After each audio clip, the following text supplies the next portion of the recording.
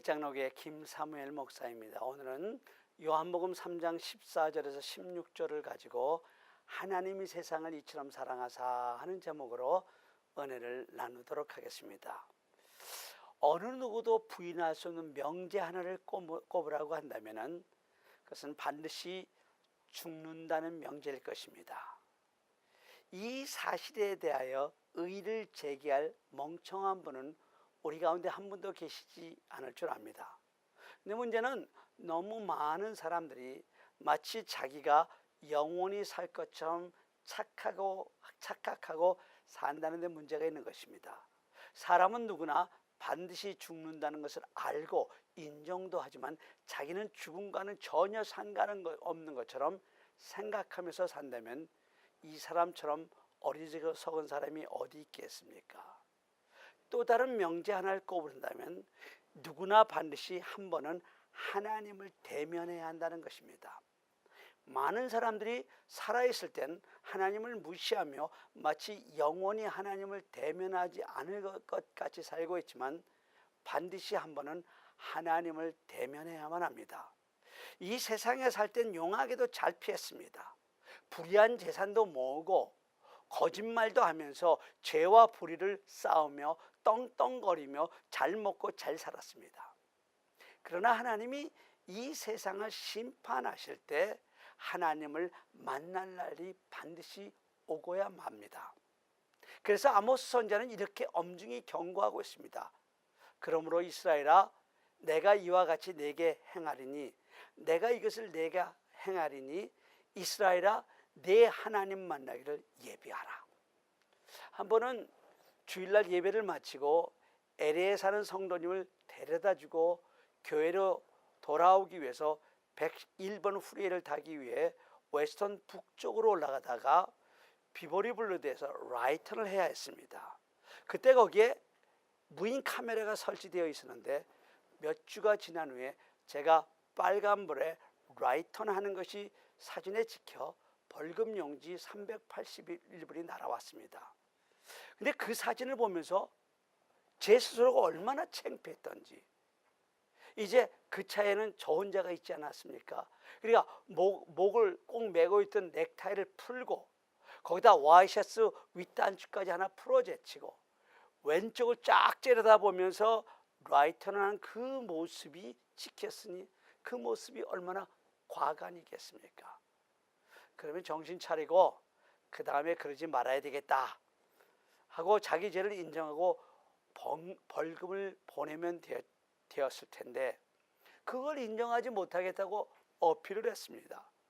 그리고 재판 날짜가 잡힌 날 정말 하얀 목사들이 입는 클러치 셔츠를 입고 제가 제일 아끼는 결혼 주대 때나 입는 곤색 프레지덴트급 양복을 입고 자 봐라, 나는 거짓말을 하지 않은 목사다 표시를 내고 법정에 갔습니다. 그런데 판사 앞에 서기도 전에 담당 경찰과 이야기를 하는데 경찰이 가지고 온 노트북에 제 케이스 넘버를 탁 치니까 제가 라이턴하는 그 순간이 비디오로 잡혔는데 그걸 보는 순간 제가 얼마나 창피한지 얼굴이 다 뜨거워지고 부인할 수가 없었어요. 클러치 셔츠를 입고 나는 목사니까 거짓말을 하지 않은 사람이다 하며 아주 정직한 사람인 것처럼 꾸미고 갔으니 얼마나 창피해요. 그것도 사진이 아니에요. 비디오예요. 제가 우회전하는 순간 사방팔방이 다 찍혀 있는데 무슨 말로 부인해요? 어떻게 변명해요? 다행히 벌금 381불은 면제받았으나 재판 비용을 지불하고 운전교육을 받은 적이 있습니다. 우리가 하나님 앞에 설 때 하나님이 내 죄를 알렸다는 식의 막무가내 심판을 하시는 줄 아십니까? 아니에요. 하나님은 우리의 범죄 현장, 우리의 죄된 생각과 말을 다 녹화해 놓으셨기 때문에 물증을 가지고 심판하십니다. 그래서 요한복음 20장 12절을 보면 또 내가 보니 죽은 자들이 큰 자나 작은 자나 그 보좌 앞에 서 있는데 책들이 펴져 있고 또 다른 책이 펴졌으니 곧 생명책이라 죽은 자들이 자기 행위를 따라 책들에 기록된 대로 심판을 받는다고 말씀하고 있습니다. 여러분과 제가 죄를 지을 때마다 하나님은 치부책에다 다 기록해 놓으셨어요. 몇 년, 몇 월, 며칠, 몇 시, 몇 분, 몇 초에 누구를 미워했고 어머니 마음을 아프게 했고 거짓말했고 남의 것을 도적질했고 등등등 다 기록해 놓으셨어요. 변명할 수 없어요. 나는 죄가 없다고 상소할 수 없어요. 왜냐하면 확실한 증거가 있기 때문입니다. 요즘 한국 정치가들이 툭하면 하는 변명 기억나지 않은데요. 천만의 말씀 하나님이 하나님의 비디오에다가 다 찍어 놓았는데요. 어떻게 변명합니까? 하나님의 심판대 앞에 서는 그 순간이야말로 우리의 죄된 모습이 발가벗겨지는 순간입니다. 그런데 우리의 죄가 얼마나 많으면 책 한 권에다 다 기록하지 못해서 책들이라는 복수를 썼겠습니까? 만약 하나님께서 오늘 성경에 기록한 것처럼 그 책들에 기록된 나의 행위대로 하나님이 심판하신다면 우리 모두는 guilty, 유죄 판결을 받을 수밖에 없어요. 그러면 그 누구를 막론하고 불못 영원히 훨훨 타오르는 저 지옥불에 던져지게 될 것입니다. 여러분 어떻게 변명하실 작정이십니까? 무엇으로 무죄를 주장하실 작정입니까? 그래서 요한계시록 20장 15절 제가 다시 한번 읽을게요. 누구든지 생명책에 기록되지 못한 자는 불못에 던져지더라. 예외가 있다는 거예요. 예외가. 잘 들어보세요. 아직은 소망이 있다는 거예요. 소망이. 생명책, 그래요. 생명책, 그게 복음입니다. 무슨 말입니까? 생명책에 기록된 사람을 불못에 던지지 않고 하나님과 함께 영원한 생명을 누린 천국에 간다는 이야기입니다. 이런 겁니다. 김 목사가 죽은 후에 하나님의 심판대 앞에 섰습니다. 하나님이 이 김 목사의 죄상이 낱낱이 기록된 책들을 펴십니다. 엉망일 거 아닙니까? 해도 너무합니다. 하나님이 용서할래 도저히 용서할 수 없는 죄들이 빼곡히 적혀 있습니다. 한 권이 아닙니다. 두 권이 아닙니다. 수백 권이 될지 수천 권이 될지 아니면 수만 권이 될지 모릅니다. 그래서 guilty, 유죄 판결을 내리려는 그 순간 우리 예수님이 제 앞을 탁 가로막으시면서 하나님 아버지께 이렇게 말씀하시는 겁니다. 아버지, 이 김 목사가 언제나 깨끗하지도 못했고 언제나 정직하지도 못했고 진실하지도 못한 것을 저는 잘 압니다. 그래서 아버지가 저를 세상에 내려보내셨고 십자가에 얹으셨지 않습니까? 그리고 제가 아버지의 뜻대로 이 김 목사의 죄를 다 담당하지 않았습니까? 그리고 죄 많고 약하고 부족하지만 김 목사는 언제나 믿음을 가지고 입술로 나를 구주라고 시인하고 또 잃어버린 한 영혼을 살리기 위해 애썼기에 저도 천국에서 이 사람 편을 들어주기 위해 이렇게 섰습니다. 아버지, 김 목사를 천국에 보내주십시오. 여러분 너무 극적으로 들리시죠? 아니요, 그런 날이 반드시 오고야 말 것입니다. 그런데 여러분의 운명을 바꾸어 놓을 고백이 있습니다. 여러분의 이름이 바로 생명책에 농명되는 그 순간입니다. 그것은 여러분의 입술로 예수 그리스도를 나의 구주로 믿습니다 하고 고백하는 순간입니다. 그래서 오늘 본문 말씀이 분명히 이렇게 말씀하고 계신 것입니다. 하나님이 세상을 이처럼 사랑하사 독생자를 주셨으니 이는 그를 믿는 자마다 멸망치 않고 영생을 얻게 하려 하십니다. 이 말씀을 생각하면 생각할수록 곱씹으면 곱씹을수록 너무너무 신비하고 감격스러운 이야기입니다. 하나님이 세상을 이처럼 사랑하사 하는 이 말은 우리의 삶이 거룩하고 깨끗하기 때문에 하나님이 우리를 사랑하는 것이 아니라는 것입니다. 하나님이 세상을 이처럼 사랑하사 하는 이 말은 우리의 가슴에 하나님을 사랑하는 사랑이 이글이글거리며 타오르기 때문에 우리를 사랑하신 것이 아니라는 것입니다. 하나님이 우리를 이처럼 사랑한 것은 우리가 아직 연약할 때, 우리가 아직 죄인 되었을 때 우리를 사랑하신 것입니다. 우리가 전혀 사랑스럽지도 않고 귀엽지도 않은 존재였을 때 하나님 우리를 사랑하신 것입니다. 오죽하면 종교개혁자 마틴 루터는 내가 만약에 하나님이라고 하면 이 세상 사람들 모든 사람들의 머리 위에 불을 내려서 한 사람도 남기지 아니하고 모조리 죽이고 말 것이라고 했겠습니까? 또 초대교부 어거스틴은 다른 말로 했는데 하나님의 사랑은 이렇게 설명했습니다. 하나님이 나를 사랑하고 너를 사랑하는데 천하인간의 사랑할 대상이라고는 나 하나밖에 없는 것처럼 사랑하고 계시다. 이것이 하나님이 세상을 이처럼 사랑하사에 들어있는 하나님의 사랑의 내용입니다. 그런데 오늘 본문은 하나님의 이런 놀라운 사랑의 근거로 14절을 제시하고 있는 것입니다. 14절을 제가 읽겠습니다. 모세가 광야에서 뱀을 든 것 같이 인자도 들려야 하리니. 모세가 광야에서 뱀을 든 이야기는 민수기 21장에 나오는 역사적인 사건입니다. 하나님의 놀라운 은혜로 이스라엘 백성들은 애굽에서 해방되어 광야로 나와 하나님의 매일 아침마다 내려주시는 만나를 먹고 고기를 먹고 싶다고 할 때 메추라기를 내려 입에서 냄새가 나도록 고기를 먹게 해주셨습니다. 또 그들이 목마를 때 반석에서 생수를 내셔서 마시게 하였고 밤에는 추울까 봐 불기둥으로 인도하셨고 혹여라도 낮에는 뜨거운 태양에 상할까 봐 구름기둥으로 인도해 주셨습니다. 성경 그 어디에도 그들이 배를 골아서 굶어 죽었다는 이야기도 없고 그들이 물이 없어 목말라 죽었다는 이야기도 없으며 그들이 너무 추워서 얼어 죽었다거나 너무 뜨거워서 그 흔한 일사병에 죽었다는 이야기도 없습니다. 모세는 하나님의 이 인도하심이 얼마나 세심하신지 신명기 8장 4절에서 이렇게 고백합니다.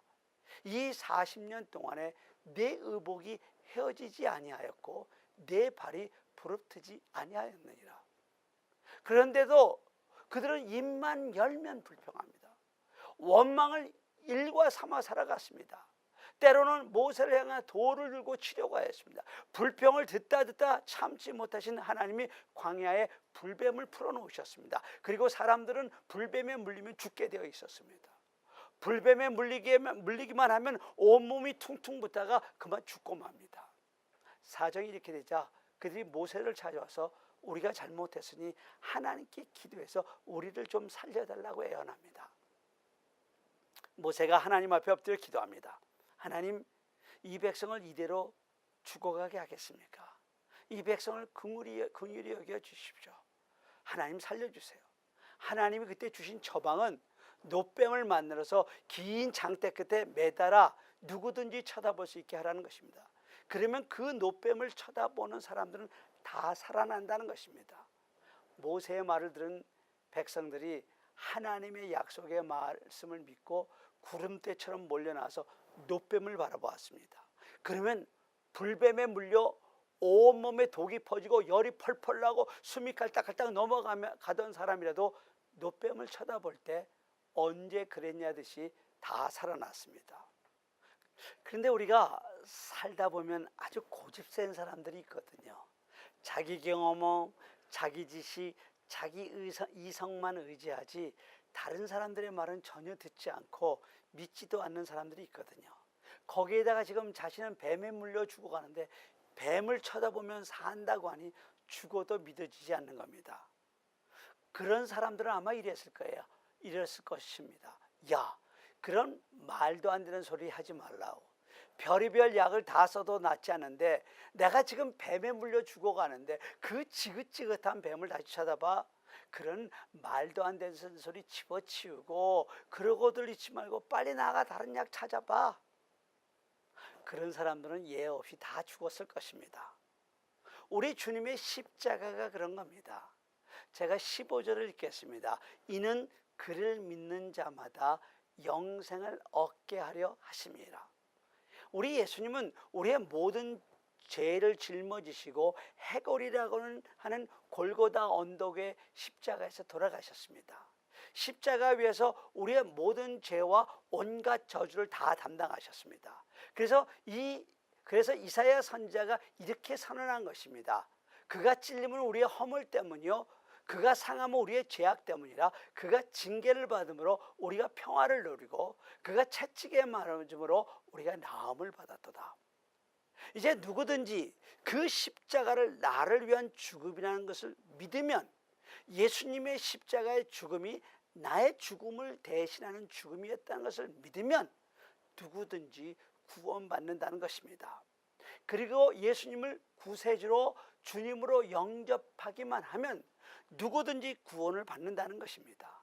그런데 많은 사람들이 구원을 받기 위해서 헌금을 많이 내야 하는데, 구원받기 위해서는 착한 삶을 살아야 하는데, 구원받기 위해서는 구제를 많이 해야 한다는 등등, 내가 무언가 하고 그 대가를 구원으로 받는다고 하면 그래도 믿어질 텐데, 믿기만 하면 구원 얻는다고 하니 어떻게 그럴 수 있느냐는 겁니다. 그런데 16절을 자세히 한번 읽어보세요. 믿기만 하면 구원 얻는다는 분명한 이유가 나와요. 제가 다시 한번 16절을 읽겠습니다. 잘 들으시기 바랍니다. 하나님이 세상을 이처럼 사랑하사 독생자를 주셨으니 이는 그를 믿는 자마다 멸망치 않고 영생을 얻게 하려 하십니다. 뭐라고 하셨습니까? 하나님이 세상을 이처럼 사랑하사. 그래요, 하나님이 당신을 사랑하십니다. 믿기만 하면 구원이 가능한 이유는 하나님이 당신을 사랑하셨기 때문입니다. 하나님 아버지는 독생자 아들 예수 그리스도까지 우리의 구원을 위해 십자가에 내주셨고, 그 십자가에서는 우리 주님이 고통당하며 죽으신 이유는 단 하나, 하나님이 우리를 이처럼 사랑하셨기 때문이라는 것입니다. 믿기만 하면 구원이 가능한 이유는 바로 이 사랑 때문이라는 것입니다. 십자가는 참으로 끔찍한 형벌입니다. 그 고통이 얼마나 큰지 그 고통으로 그만 기절하고 맙니다. 또 그 고통으로 깨어납니다. 이렇게 기절과 깨어남을 반복하다가 온몸에 있는 물과 피를 다 쏟으며 그 엄청난 고난을 고스란히 다 담당하며 서서히 죽어가는 것이 바로 십자가의 죽음입니다. 우리 주님이 우리를 사랑하셔서 우리를 대신해서 그 험악한 십자가의 저주를 받으신 것입니다. 내가 받아야 할 고통과 내가 당해야 할 수치를 우리 주님이 대신 당하신 것입니다. 그럼 어디까지 우리 주님이 버림을 받으셨을까요? 지옥까지 버림을 받으셨습니다. 지옥은 하나님으로부터 버림받은 것입니다. 하나님이 없는 그것이 바로 지옥입니다. 그런 의미에서 지금 지옥에 주님이 지신 십자가야말로 지옥의 축소판이었습니다. 주님이 지신 십자가의 저주야말로 지옥의 저주, 바로 그것이었습니다. 그래서 우리 주님이 십자가에서 엘리 엘리 라마 사박다니, 나의 하나님 어찌하여 나를 버리셨나이까 하고 부르짖으셨던 것입니다. 이 부르짖음이야말로 우리가 지옥에서 부르짖어야 할 그 절규, 바로 그것이었습니다. 주님이 나 때문에 고통당하셨고 나 때문에 죽으셨습니다. 이 십자가의 사랑이야말로 우리가 감히 너무 깊어서 들여다볼 수 없는 예수님의 사랑의 그 깊이를 말하는 것입니다. 이 십자가의 사랑이야말로 너무너무 크기 때문에 우리가 안을 수 없는 예수님의 사랑의 그 크기를 말하는 것입니다. 이 십자가의 사랑이야말로 용서받을 자격이 없는 우리를 용서하신 사랑입니다. 이 십자가의 사랑이야말로 구원받을 자격이 없는 우리를 구원해 주신 사랑입니다. 여러분, 이 십자가의 사랑을 믿으십시오. 그리고 구원을 받으십시오. 하나님은 독생자 아들 예수 그리스도를 저 십자가에 얹으시고, 우리 주님은 저 십자가 위에서 물과 피를 남김없이 흘려주시고 몸 찢어주시면서 믿기만 해, 믿기만 하면 구원 온다고 말씀하시는데, 나는 정작 착하게 살지도 못했는데요. 나는 헌금도 많이 못했는데요. 나는 구제도 많이 못했는데요. 나는 봉사도 많이 못했는데 하면, 그러면서 믿지 않는다면 그거야말로 우리 하나님의 사랑을 배신하는 것이 아니겠습니까? 여러분 믿으세요. 우리 하나님이 다 해놓으셨어요. 여러분 그냥 받으시면 돼요. 우리 주님이 다 지불해 놓으셨어요. 그래서 우리 주님이 십자가 위에서 테텔레스타이, 다 이뤘다 말씀하셨잖아요. 테텔레스타이, 내가 네가 진 빚을 다 지불했다 말씀하셨잖아요. 누구든지 예수님을 믿기만 하면 구원 얻습니다. 근데 그 반대가 있어요. 반대로 예수님을 믿지 않고는 구원받을 수 있는 어떤 길도 없습니다. 누구든지 예수 그리스도를 믿고 영접하기만 하면 하나님의 자녀가 되는 권세를 주십니다. 그러나 영접하지 아니하는 하나님의 자녀가 될 수 있는 그 어떤 길도 없어요. 그래서 오늘 본문 뒤에 나오는 18절에 이렇게 말씀하십니다. 그를 믿는 자는 심판을 받지 아니하는 것이요 믿지 아니하는 자는 하나님의 독생자의 이름을 믿지 아니하므로, 잘 들으세요, 벌써 심판을 받은 것이니라. 여러분 다시 한번 잘 들으십시오. 믿지 아니하는 자는 벌써 심판을 받은 것이니라. 믿음은 현재적이지만 그 영향력은 저 미래 심판에 이르는 겁니다.